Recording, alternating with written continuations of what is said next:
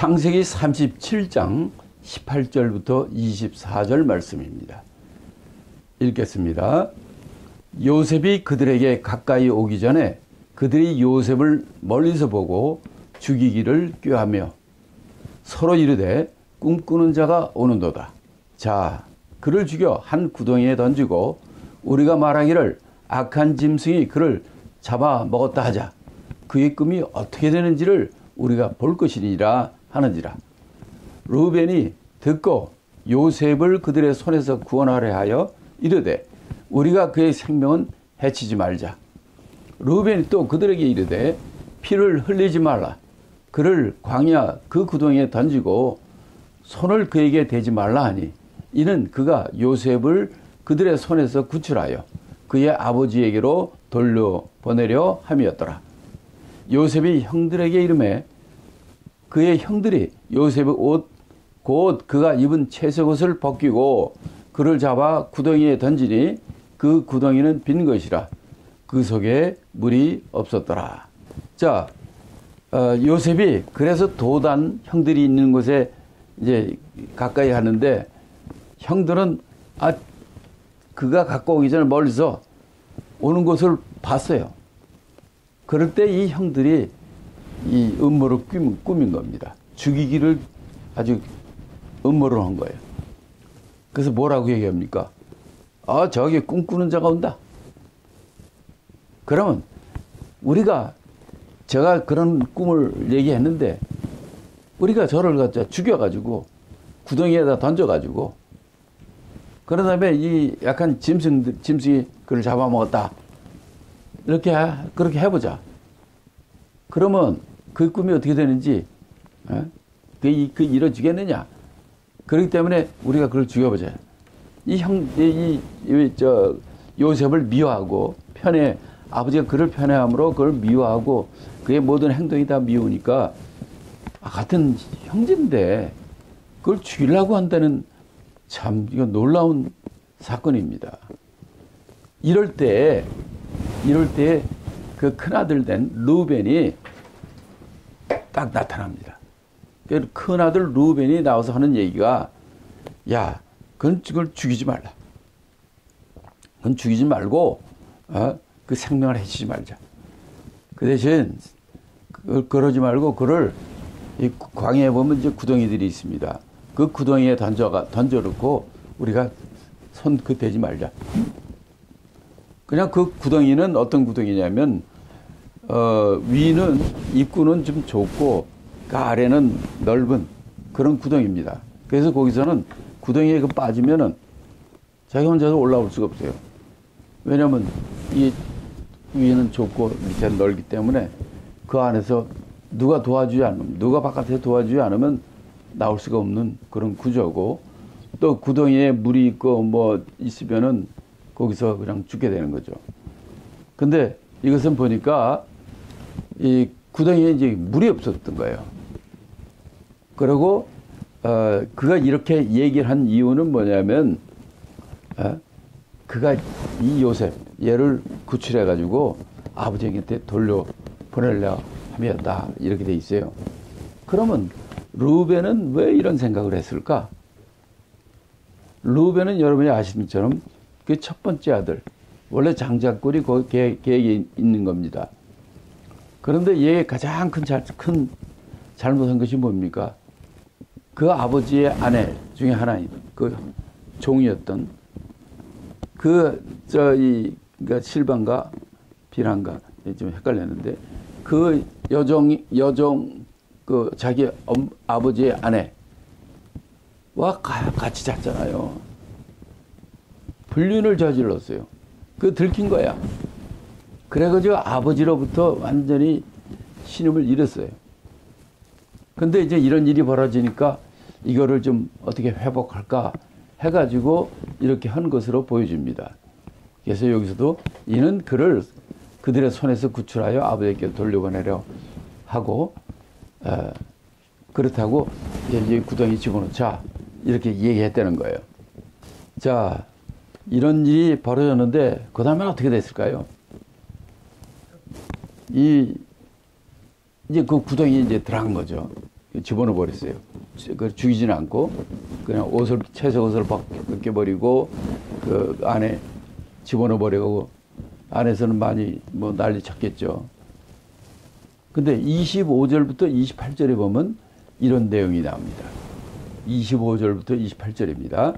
그들이 앉아 음식을 먹다가 눈을 들어본즉 한 무리의 이스마엘 사람들이 길르앗에서 오는데 그 낙타들의 향품과 유황과 모략을 싣고 애굽으로 내려가는지라. 유다가 자기 형제에게 이르되 우리가 우리 동생을 죽이고 그의 피를 덮어둔들 무엇이 유익할꼬? 자, 그를 이스마엘 사람들에게 팔고 그에게 우리 손을 대지 말자. 그는 우리 동생이요 우리의 혈육이니라 하매 그의 형제들이 청정하였더라. 그때에 미디안 사람 상인들이 지나가고 있는지라 형들이 요셉을 구덩이에서 끌어올리고 은 20에 그를 이스마엘 사람들에게 팔매 그 상인들이 요셉을 데리고 애굽으로 갔더라. 이렇게 되어 있습니다. 자, 이 말을 보면은 25절에 이렇게 되어 있어요.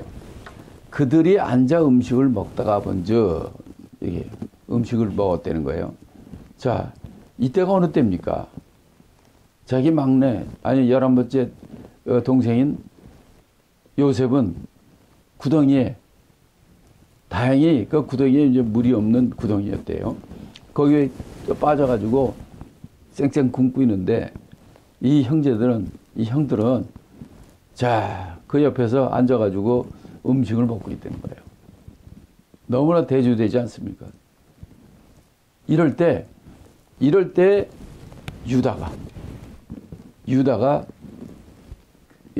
유다는 지금 몇 번째 아들입니까? 예.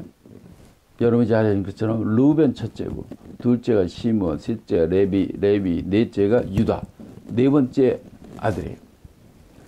자, 루벤은 그 아버지의 아내와 간음하고 그 다음에 레위와 시므온과 레위는 세겜에서 거기 사람들을 전부 다 죽이는 피를 보고 죽이는 것으로 첫째 아들, 둘째 아들, 셋째 아들이 다 장자권을 하나님의 손에서 빠진 상태예요.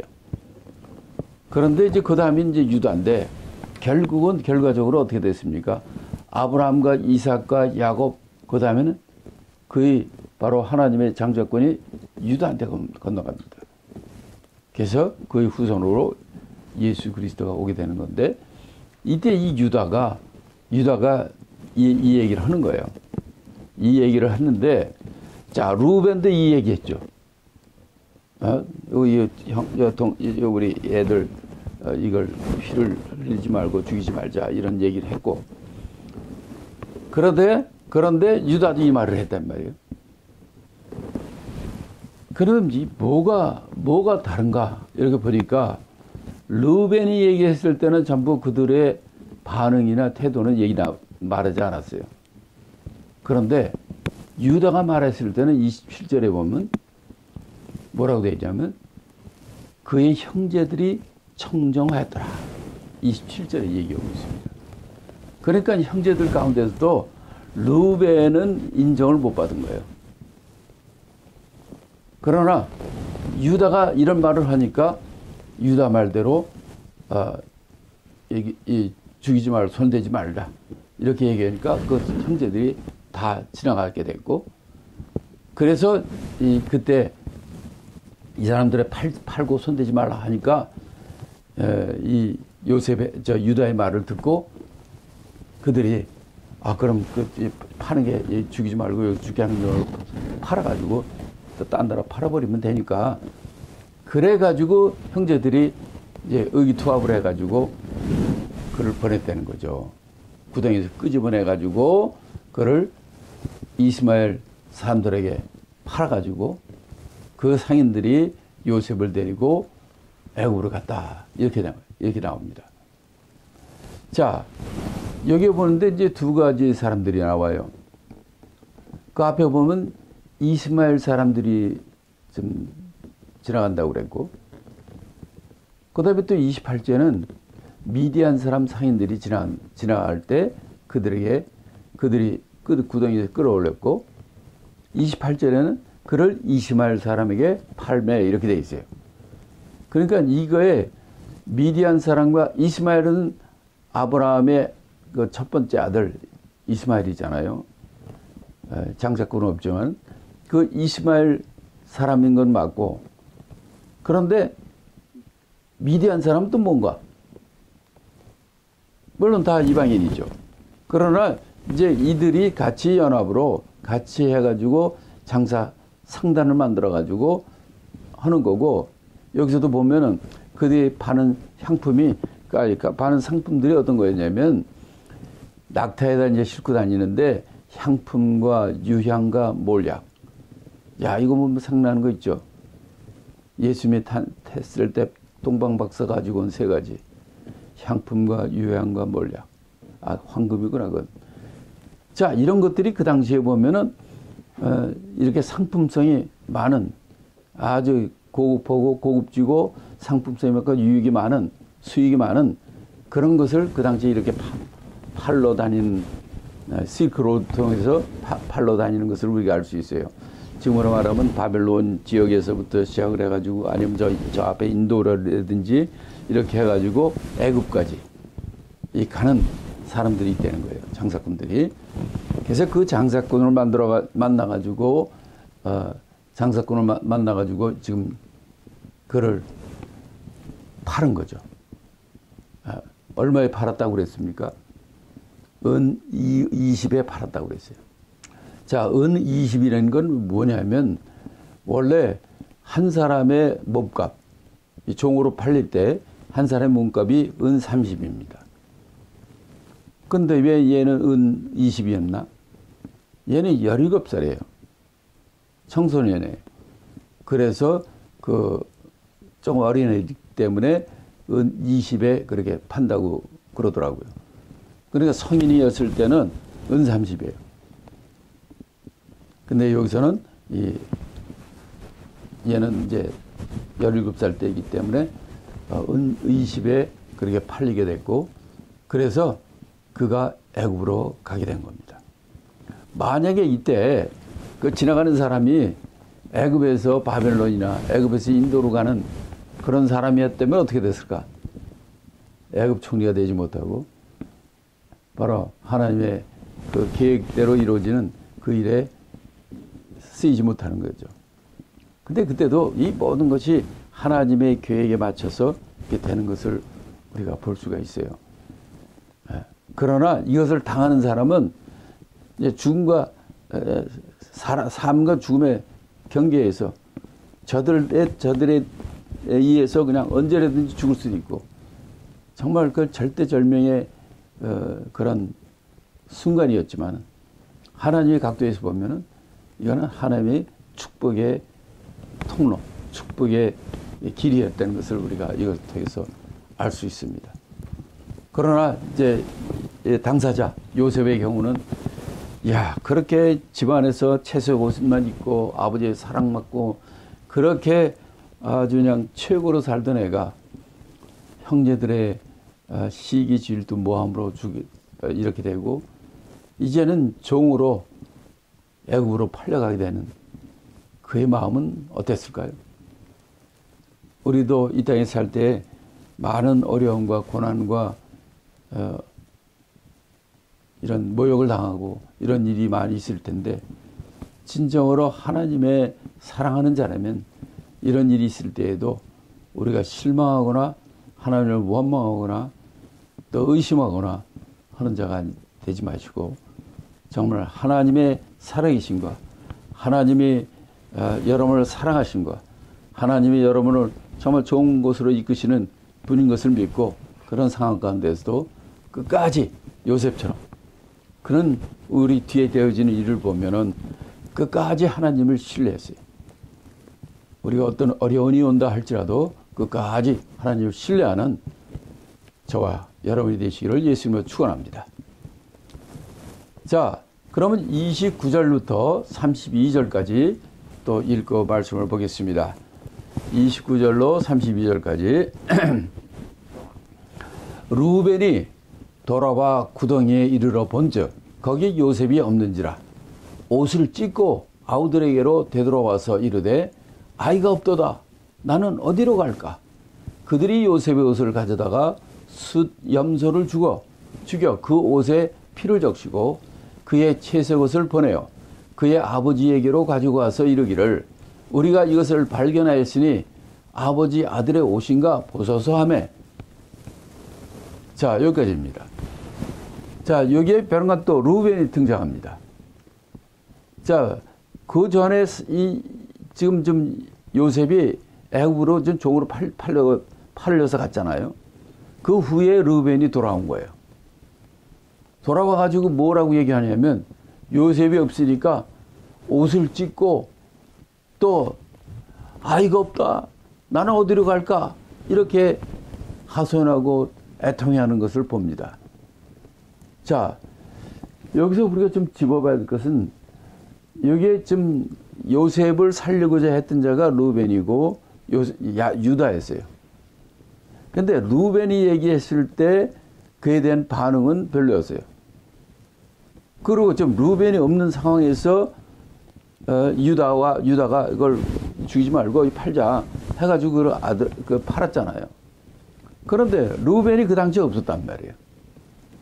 그 루벤이 돌아와서 지금 이거 보고 난리 친 거예요. 그러면 루벤이 그동안 어디 갔었고 왜 이제 왔는가 하는 겁니다. 아니 지금 여기 어디입니까? 양떼 치는 초울입니다. 아, 거기서 어디 갑니까? 무슨 다방이 있습니까? 식당이 있습니까? 아니, 뭐, 어딜 가는 거예요, 도대체? 그런 초원 같은데 이런 데서는 그냥 다 볼 수가 있고, 아니, 거기서 어디 가서 뭐 할 데가 없는 게 초원입니다. 여기서 보면은 그에 대해서 맞장구 치는 사람이 없어요. 그리고 그 뒤에 31절, 32절에 보면 여기에 그들이 요셉의 옷을 가져다가 이렇게 다 같이 말을 맞추지 않습니까? 여기 루벤도 들어가 있는 거예요. 없대니까, 요새 없대니까 거기서 그냥 막 옷을 찢고 그냥, 아이가 없다 말이지. 나는 어디로 갈까 하고 막, 그러니까 자기가 장남으로서 그거에 대해서 아버지가 뭐라고 그럴까봐 이렇게 얘기하는 거지. 결국 어떻게 되냐면 그 동생들하고 같이 공모를 하는 거예요. 그리고 여기서도 그 말을 보면은 첫째 왜 어디 갔다 그동안에 어디 갔다 왔는지 여기 핑계거리가 될 수가 없는데 좀 그렇고 두 번째는 그의 말이 좀 이상해요. 30절에 보면 뭐라고 그러냐면 아이가 없도다. 그렇지 팔렸으니까 없는 거죠. 나는 어디로 갈까? 이 말은 또 왜 하는 거예요? 나는 어디로 갈까? 지금 그겁니까? 이 아이가 없어지기 때문에 정말 나는 어디로 갈까? 이 자기중심적이죠. 또 그렇게 얘기를 하시면서 결국은 같이 공모하고 동조하고 이런 걸 보면은 실질적으로 요셉을 이렇게 애굽에 팔 수 있게 일이 되고 구덩이에서 던져지고 거기서 빠져가지고 할 수 있게 한 거는 유다입니다. 르우벤은 괜히 변죽만 울리고 르우벤은 실질적으로 아무것도 안 하고 형제들한테 같이 말하자면 호응도 못 받는 그런 르우벤인 것을 여기서 보여줍니다. 그리고 이들이 이제 공모했는데 어떻게 했냐면 32절에도 보면 그 옷에다가 이제 염소 죽여가지고 옷에 피를 적시고 그걸 가지고 지네들이 가져간 게 아니라 그 채색 옷을 그 아버지에게로 보내서 아버지한테 그걸 가지고 가라고 그랬습니다. 그리고 가서 얘기를 하기를 우리가 이걸 발견했으니 아버지 아들의 옷인가 보소서 이렇게 얘기를 합니다. 이건 뭐예요? 자기네들은 아무 말도 안 하는 거예요. 왜? 이건 자기가 쟤네들이 만든 거기 때문에 쟤네들이 구덩이 집어넣고 끄집어서 팔고 또 옷은 쟤네들이 다 했는데 이거는 그런 거는 쟤네들 다 감추는 거예요. 감추고 그 채색 옷에 피를 묻히고 이걸 갖다가 보내고 예, 이게 뭐 악한 짐승이 잡아먹었다 뭐 이런 얘기도 안 해요. 그냥 그걸 가지고 아버지한테 보내는 거예요. 이거 아버지 아들이 오신 거 보세요 하고 이렇게 보냈다는 거예요. 아주 굉장히 지능적이죠. 예. 그러니까 그 아버지가 자기네들이 말을 하면 그게 다 걸릴 테니까 이렇게 하는 아주 지능적인 것을 우리가 볼 수 있습니다. 자, 그럼 그 다음에 또 넘어갑니다. 33절부터 36절까지 한 번에 읽겠습니다. 아버지가 그것을 알아보고 이르되 내 아들의 옷이라 악한 짐승이 그를 잡아먹었도다. 요셉이 분명히 찢겼도다 하고 자기 옷을 찢고 굵은 배로 허리를 묶고 오래도록 그의 아들을 위하여 애통하니 그의 모든 자녀가 위로하되 그가 그 위로를 받지 아니하여 이르되 내가 슬피하며 스올로 내려가 아들에게로 가리라 하고 그의 아버지가 그를 위하여 울었더라. 36절 그 미디안 사람은 늘은 그를 애굽에서 바로의 신하 친위대장 보디발에게 팔았더라. 자, 여기서도 보면 그 이 33절에 보면 이 아들들은 아무 소리 안 하고 그 채색 옷을 피 묻힌 채색을 지네들이 다 피 묻히고 나서 그걸 아버지한테 데려가고 아무 소리도 안 합니다. 그러니까 근데 아버지 심정으로는 요셉이 지금 안 보이니까 요셉이 이걸 딱 그냥 보여주고 보니까 이 자기 아들의 요셉의 옷이지 않습니까? 이게 내 아들 요셉의 옷이구나. 그 옷을 보고 사람 없고 피 묻은 거 보니까 이건 악한 짐승들이 그를 잡아먹었구나. 지가 그냥 지레 짐작한 거예요. 아들들은 아무 소리도 안 한 거예요.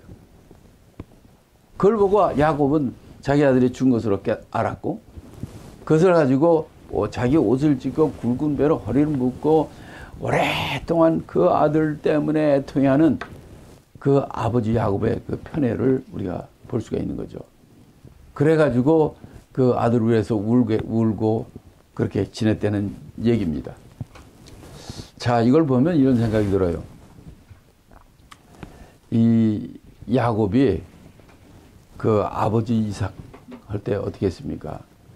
이삭이 에서를 축복하려고 그럴 때 지가 아버지 속이잖아요.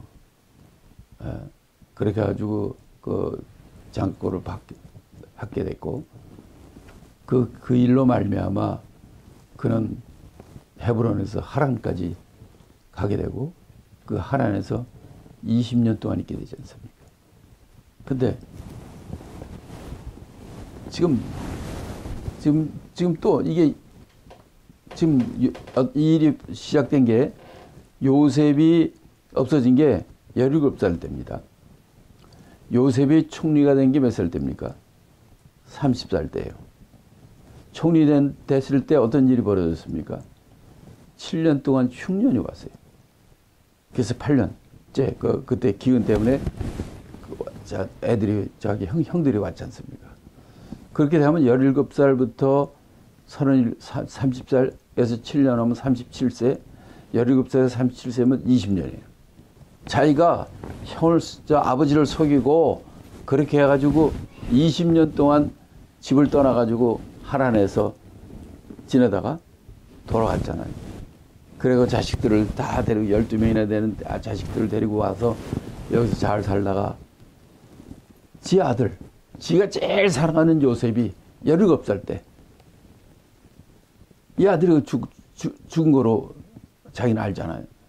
어떻게 이렇게 알았습니까? 누가 속였습니까? 형제들이요. 야곱이 형을 속이고 아버지를 속이고 형을 속이고 그렇게 했던 것처럼 그대로 자기 아들들에게 자기가 제일 사랑하는 아들을 죽인 것으로 알게 되고 속고 똑같이 20년 자기가 한 것대로 20년 동안 받고 자기가 형제와 아버지를 속인 것처럼 자기가 자식들한테 자기 형제들한테 자기 자식들한테 20년 동안 이렇게 속고 살았다는 거예요. 그러니까 이런 걸 보면 아주 그냥 신문대로 거두고 자기 한대로 그대로 다 밟는 것을 참 여기서 그걸 이것도 계획적으로 하나님이 이렇게 하신 건지 어떻게 딱 20년씩이야 이런 게 된 것을 우리가 좀 볼 수 있습니다. 자, 이렇게 이 37장으로서는 요셉의 그의 인생 스토리가 어려운 인생 스토리가 이렇게 해서 전격이 되고 마지막 36절에는 이렇게 결론이 나옵니다. 이 요셉이 종으로 팔렸는데 애굽의 바로 왕의 친위대장인 보디발에게 팔렸다. 여기서는 이제 앞으로 전개될 것을 딱 보여주는 거예요. 자, 그는 종으로 팔렸지만 어떻게 됐습니까? 아니, 애굽 바로 왕의 친위대장이면 제일 실권자고, 특별히 우리가 뒤에도 나오지만 이 보디발은 그의 특별히 국사범들, 나라의 그 중요한 죄수를 잡는 감옥이 있는데요. 자기 집에 그건 감옥이 있어. 결국은 이 하나님께서는 요셉을 하나님이 쓰시는 큰 총리가 되기 위해서는 아니 뭐 어디 가서 양이나 치고 나가지고 그 하나님 쓸 수 있습니까? 바로 이 신랑 보디발의 그 국사범들 두고 그를 관리하는 일을 하고 그들과 만나서 대화하고 하므로 이 큰 일을 경영하고 해나갈 수 있는 그 토대를 만드는 그 시발점이 여기 36절이죠. 바로 보디발. 그에게 팔린 것은 이건 우연이 아닙니다. 모든 것은 하나님의 필연이에요. 하나님이 모든 것을 아시고 모든 것을 진행하시고 하는 것을 우리가 끝까지 믿을 때 그 좋은 결말, 하나님의 해피엔딩은 이루어지고 하나님이 여러분을 축복하고 여러분을 통해서 하나님의 일이 더 성취되고 천국은 침노하는 천국이 되는 것입니다. 그런 저와 여러분이 되기를 예수 그리스도의 이름으로 축복합니다.